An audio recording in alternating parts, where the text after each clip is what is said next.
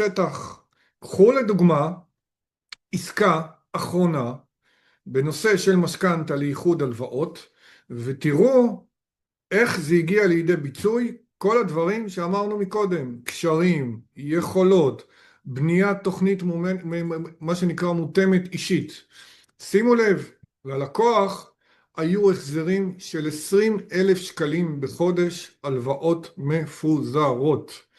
באמצעות מימון נוסף מעל המשכנתא הקיימת של הבנק, השארתי לו תוכנית מימון שבגינה הוא קיבל 650,000 שקל לפריסה ארוכה.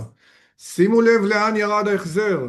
במקום 20,000 שקלים מתוך הכנסה של 30 למשק בית שהם לא יכלו לחיות, הם לא יכלו ליהנות מהחיים, הם לא יכלו להתרכז בדברים של איכות החיים, אז באמצעות הפעולה הצלחנו להוריד להם את ההחזרים ל-6,004 שקלים.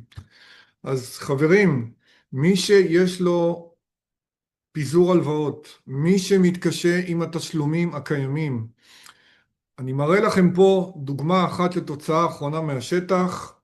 אתם מוכרחים לבדוק את המצב שלכם, אתם מוכרחים להבין שיש פתרונות, ואפשר לעשות פעולות רבות על מנת להקל על המצב הנוכחי.